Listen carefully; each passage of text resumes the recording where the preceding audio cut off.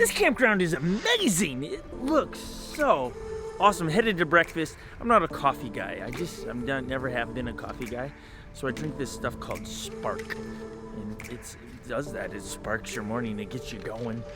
I've not drank it yet, but on my way to breakfast, I'm hoping for pancakes this morning. I hope it's not a mystery dish. You know how some campgrounds have mystery dishes?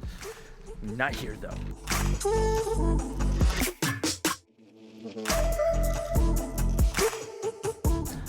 Before I go in there for session 2 this morning, my question is that breakfast was spectacular. However, I think those breakfasts where it's just straight sugar, I mean, seriously, it was syrup with your French toast and then it was cinnamon rolls. That's all sugar. Like, we're all gonna have like food comas. If you don't know what a food coma is, it's where you eat too much food or you eat too much sugary food and then it makes you want to sleep. You often experience this at Thanksgiving or at camps where they feed you French toast with syrup, cinnamon rolls, and Kool-Aid for drinks. Food coma. It's a real thing. When you speak of what Jesus is speaking to you, you give permission for those around you to do the same thing, to follow you. You either are a follower or you're a leader. That we're going to challenge you this weekend to live in the upside down. And it's not even we. Jesus challenges you to live in the upside down. And some of you are going to begin to take steps to one another, each other, to love one another, serve one another, and not judge one another. And you're going to have people come along and they're going to yank you back down. They're going to make fun of you. They're going, oh, look at you being, oh. Session 2 done. On the way to, a teepee, a bonfire. I found a shortcut. We did bring up if you've been around me long enough, bring up if is where I just say bring up somebody with the same pair of shoes and you run up. Hilarious. We did boys versus girls. Girls crushed the boys. Here, this is where we're doing small group. Look at this. It's like a teepee. How's that smoke working out for you boys over here? Not good. It's gonna smell real good on you.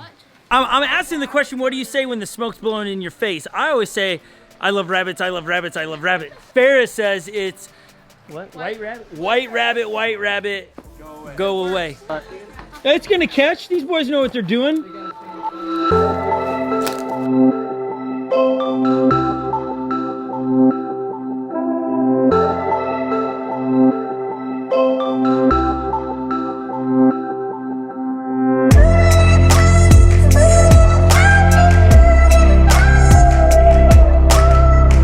Lunchtime happened, small groups happened.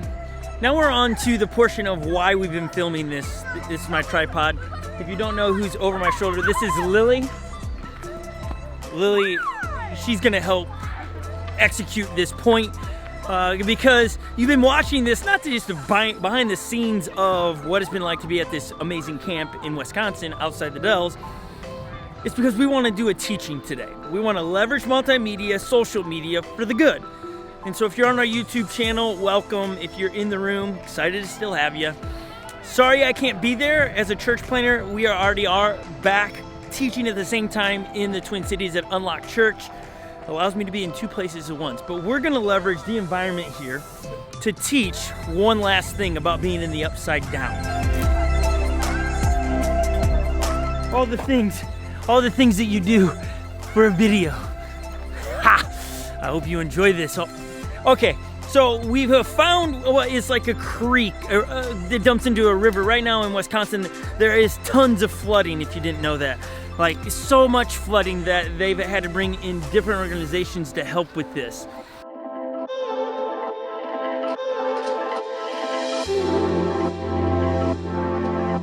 When you come to the owner's manual of the Bible, the authors, when they talk about the river, the river represents God. Typically, it represents God. And we're going to talk about a river and how that should tie into our relationship with Jesus.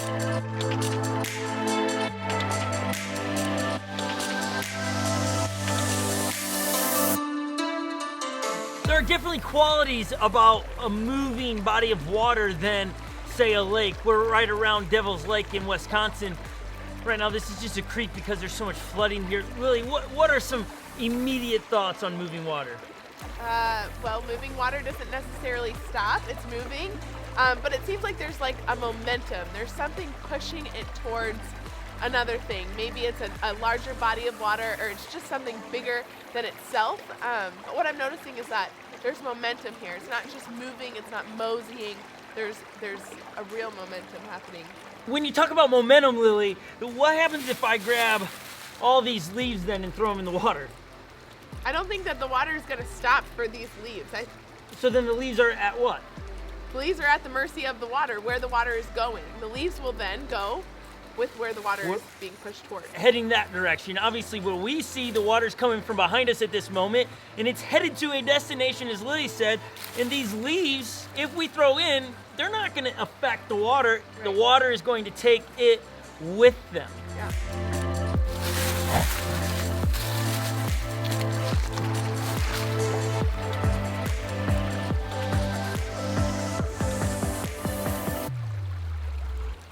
You see what we're talking about there? The leaves are long gone. They're way down there. Wherever this goes, it's gone. Which is awesome when it comes back to the fact that when we read through the Bible, the authors in the Bible refer to the river as God. God is the living river. It's alive. He's not a stagnant body of water. And there's a great story that we want to tell you over the next few moments that hopefully will impact you wherever you are. If you're in an auditorium today, or you're sitting behind a computer or your phone, wherever you are, there is a thought here that we want to download to you. I don't want to jump with this. You gotta jump. I don't want to jump with this. Don't drop it. She's got a camera. You're taking a running start? Yeah. Oh man. I'm not as wide. What? You just call me fat? Oh my gosh. I feel like an Olympic jumper every time I do that. I'm just gonna be honest with you. As we are gonna do this, I'm not that excited about this next portion. It is cold here. I think the temperature is 30-some degrees outside. It's 30-something outside in Wisconsin. This next portion we're gonna illustrate, it's gonna cost us something, which I'm fine. I'm fine with the cost, but we need our boosted boards for it. So let's go get our boosted boards. Go. Okay. There you go. Okay, tight yourself. They have to walk this A. Don't drop it on me.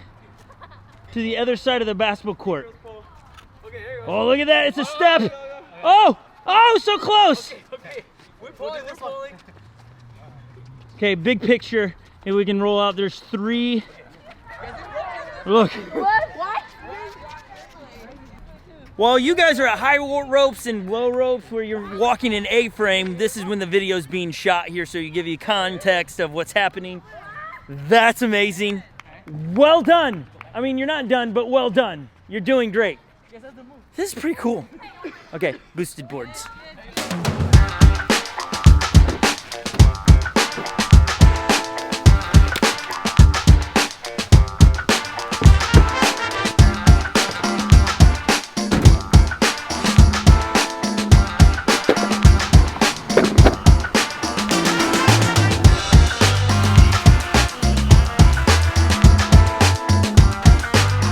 Taking the boosted boards to Devil Lake. I don't know why it's called Devil Lake, but it's a cool lake. Wait till you see it. What a actually stunning day it turned out to be on the boosted boards as we go up a hill.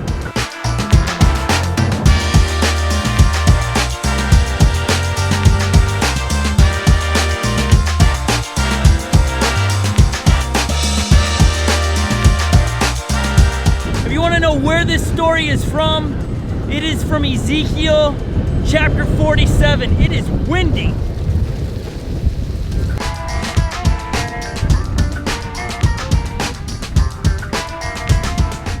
We're going to try to illustrate this the best we can by utilizing that cold water to illustrate Ezekiel chapter 47 in an interaction between Ezekiel and God, and illustrating life. And so I hope it works. It's going to be cold.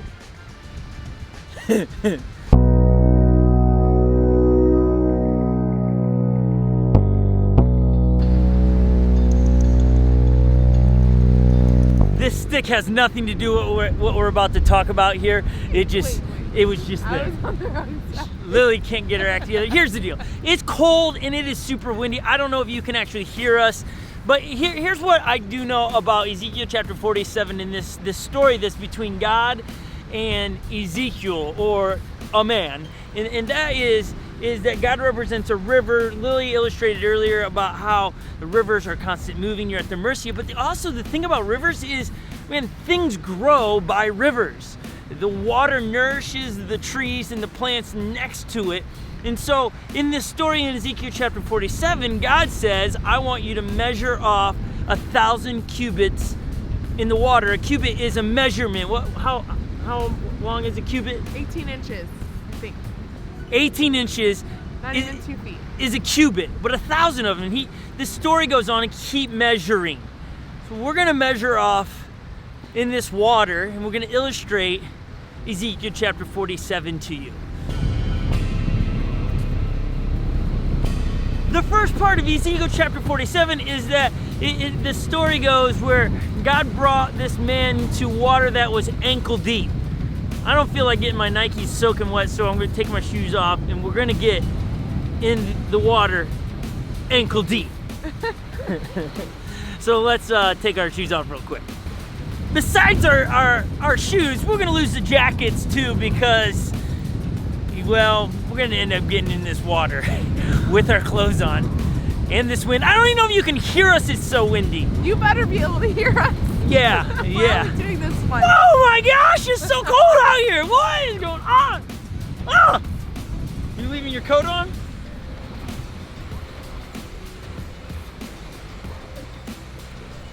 Young people, remember when I started the week saying I love you? This is for you. Oh my gosh.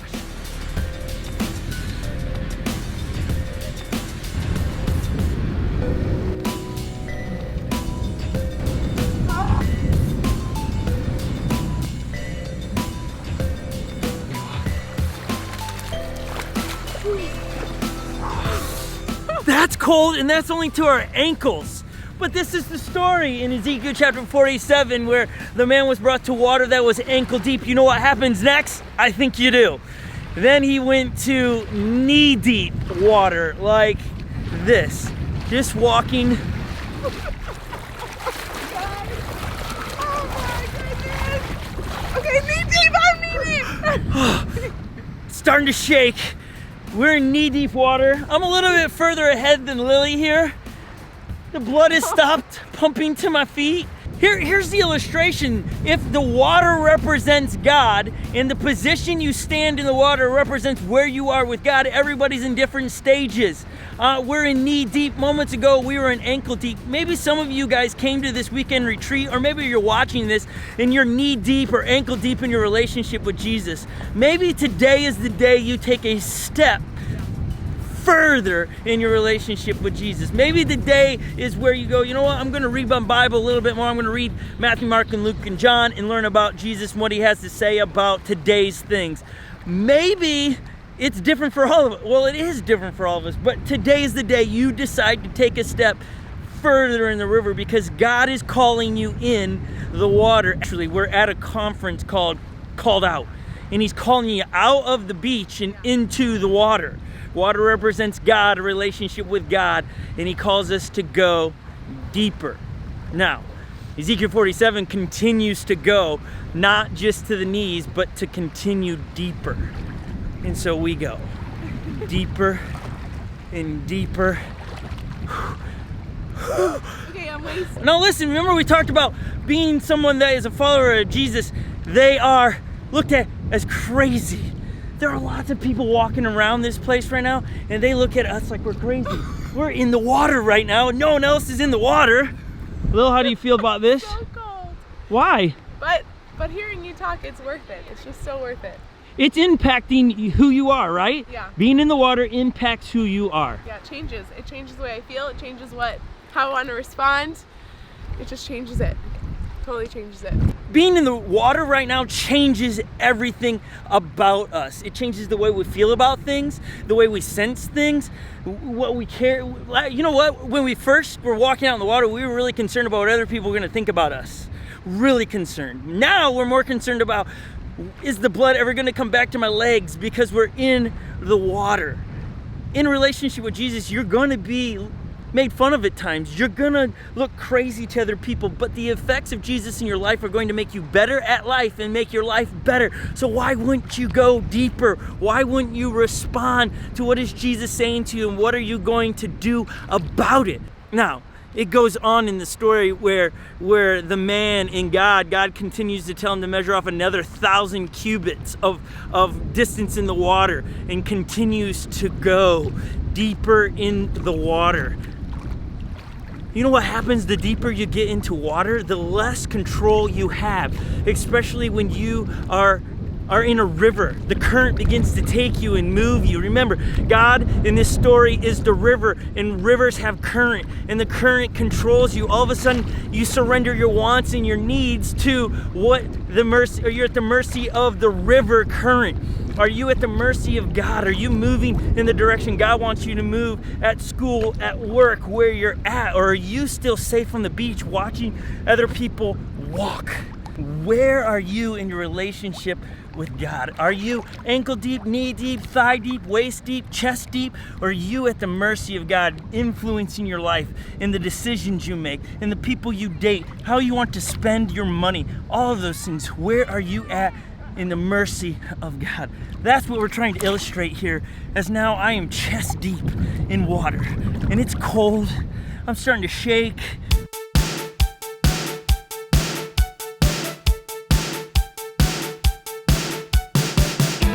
Because we have technology with us, big wave. Because we have technology with us, we can't get much deeper than this, but I think you get the point.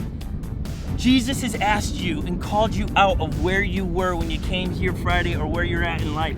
What are you going to do about it? That's the question. Is it okay if we go warm up now?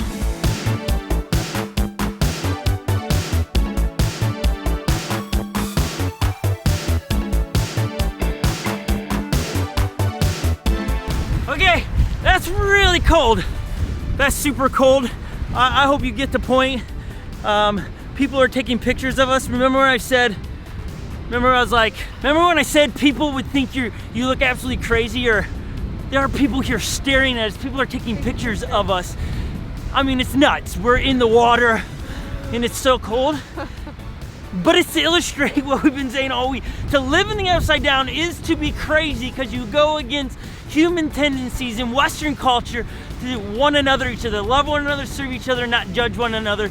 And Jesus is talking to everybody, you on YouTube, to determine what is your next step to go further in your relationship with God. You can't stay put in your relationship with God. He's asking you to measure off a distance and go. Now, we have more to say on this, but we need to warm up so we can talk about this. And so that's what we're gonna do. Be right back. We'll be right back.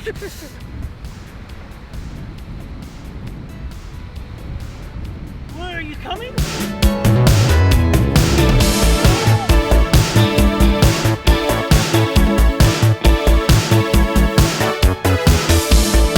Okay, so we are a little bit more warmer than we were a little bit ago. We would just really want to wrap this up with a few points, observations of being in the water that illustrates being in a relationship with Jesus. And it affects us. I was thinking about this, that I didn't affect the temperature of the water when I was in it, but the water affected the temperature of me. I started shivering, right? Yeah, like majorly. She was concerned, but it impacted me. It's the same thing when we are actually being an authentic follower of Jesus. It impacts us. Yeah. We don't influence Jesus. It's not that kind of relationship. And so, what kind of effect is Jesus having in your life? Yeah, I mean, I think it's how willing are you to take that next step? Are you willing this weekend to take the step into the water, ankle deep? You've never done it before. Well, that's celebratory. We would celebrate that. Yeah. And I think that whatever it is for you, if it's the next step, you're going off to college, I know I need to get in waist deep because I'm going off to new, uncharted territory, new adventures, then do that and know that you'll be changed forever because you decided to take that step and you had never done it before.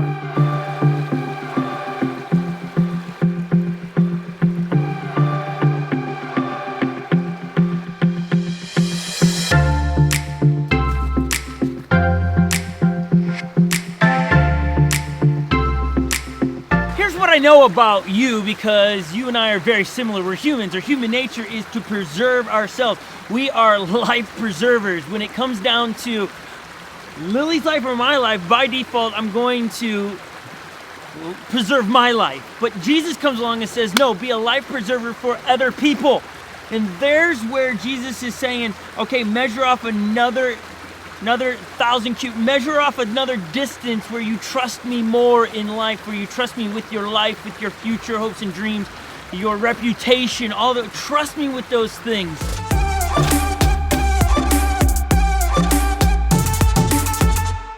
When we're talking about that full life that Jesus wants to give you, it's abundant, it's full. It's as if we poured some water into a cup and the water is just overflowing. But don't take that as life will just be easy now. I'm going to take that step into the water. I'm going to go all the way in because that means life will be easy. The truth is, life is going to continue to get hard. People are going to hurt you. Things are going to come at you that you weren't expecting to happen. But I can promise you that those things that happen, those circumstances that you'll find yourself in, will be a lot easier knowing that there's a constant, there's a river flowing in your life where you've said, I'm going to do this with you, and he promises to stay with you. And so it becomes a little bit easier knowing that Jesus is going to be there with you every second of the way. I just want to say thank you for watching this either on YouTube or sitting in the auditorium today. Thank you for allowing me to speak in your life. I hope you've learned something. I hope that you take yourself, jump into a relationship with Jesus, not in a way of testing it. Did you notice that when Lily and I were in the water, it wasn't tiptoeing in? I think we're going to feel this out. It was all in. If you want the impact of Jesus in your life, it's got to be all in, everything. Remember back to the drawers. Jesus is the dresser. He's not a drawer in the dresser. He wants all of you, not part of you. And that's what we want to remind you with as we wrap this up with you. I hope this illustration sticks with you all through your life, that when life seems chaotic and out of control, that there is a way to have peace through the chaos, and that is Jesus being the constant, as Lily was just saying that there. I hope this is a truth that you anchor to, and it forever changes your life. Remember, what is Jesus saying to you? What are you going to do about it? And what does love require you to do? Because if you answer those three things, I promise you this, you will find yourself loving the unlovable, doing things that are unthinkable, and you will be exceptional. I promise you that. Thank you guys. Have a wonderful day. Now here's the deal. We got to go edit this down so that it gets into your hands by tomorrow. Thank you. If you're on YouTube, subscribe. Give us thumbs up. If you're in that auditorium, you should subscribe. It's Scot Mendenhall, just SCOT, Mendenhall. Thanks, guys. We love you. Bye.